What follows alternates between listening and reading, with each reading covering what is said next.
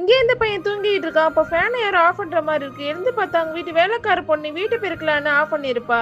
உடனே அந்த பொண்ணு கிட்ட உனக்குலாம் அறிவே இல்லையா, போய் வேற வேலை இருந்தாலும் இந்த பாருன்னு சொல்லி திட்டுறான். திட்டுறத அவங்க அம்மா பக்கத்துல தான் பாத்துட்டு இருக்காங்க. இப்ப அந்த பொண்ணு வீட்டுல இருக்க ஃப்ளோரை துணியை போட்டு தொடச்சிட்டு இருக்கான். அந்த பையன் அது மேலே நடந்து போயிட்டு இருக்கான். உடனே அவங்க அம்மா அது மேலே நடந்து போறியே, ஏன்டா அப்படி பண்ற, அவ தொடச்சிட்டு இருக்கதை நீ பாக்கலையான்னு கேக்குறான். அந்த பையன் உடனே மறுபடியும் தொடக்க சொல்லுங்கம்மான்னு சொல்லிட்டு போயிடுறான். இப்ப அடுத்த நாள் காலையில அவங்க அம்மா கிட்ட அம்மா ட்ரெஸ் எடுக்கணும் காசு தாங்கன்னு கேக்குறான். உடனே அவங்க அம்மா சரி நான் தரேன், அதுக்கு முன்னாடி வீட்டுல நீ கிளீன் பண்ணணும்னு சொல்றாங்க.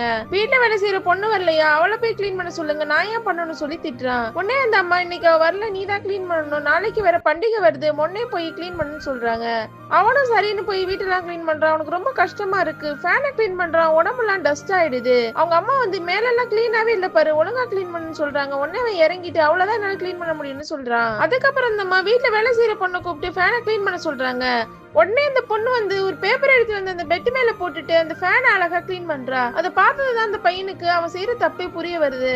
அழுக்கு பண்றது எவ்வளவு ஈஸியானா அதை கிளீன் பண்றது எவ்வளவு கஷ்டம் பாத்தியா அப்படின்னு சொல்றாங்க. உடனே அந்த பையன் சாரிமான்னு சொல்லிட்டு அதுக்கப்புறம் அந்த அம்மா அந்த பையன் கிட்ட அவனுக்கு ட்ரெஸ் வாங்கறதுக்காக காசு கொடுக்குறாங்க. இது போறதுக்கு முன்னாடி உனக்கு கொஞ்சம் கிஃப்ட் வச்சிருக்க எடுத்துட்டு போன்னு சொல்லி கூப்பிடுறாங்க. அந்த பொண்ணு நிக்கிறா. இந்த பையன் உடனே அம்மா நானும் என் பங்குக்கு இந்த காசை கொடுக்கவான்னு கேக்குறான். உடனே அந்த அம்மா ரொம்ப சந்தோஷமா நீ அந்த கிஃப்டையும் காசையும் சேர்த்து கொடுன்னு சொல்றாங்க. அவங்க அம்மா அந்த பக்கம் போனதுக்கு அப்புறம் பாக்கெட்ல இருந்து இன்னும் கொஞ்சம் காசு எடுத்து வச்சு அந்த வேலை செய்யற பொண்ணை கூப்பிட்டு கொடுக்குறான். அந்த பொண்ணு கிட்ட அக்கா பாத்து போங்க, உங்களுக்கு பண்டிகை நாள் வாழ்த்துக்கன்னு சொல்றான். அதை கேட்டு அந்த பொண்ணுக்கு ரொம்ப சந்தோஷமாயி தேங்க்ஸ் தம்பின்னு சொல்லிட்டு அங்க இருந்து கிளம்பி போறாங்க. வீட்டுல வேலை செய்யறவங்களா இருந்தாலும் அவங்களுக்கு உரிய மரியாதையை நம்ம கொடுக்கணும்னு அந்த பையன் கிட்ட சொல்றாங்க. அந்த பையனும் நீங்க சொல்றது கரெக்ட் தாமான்னு சொல்லி சிரிக்கிறான்.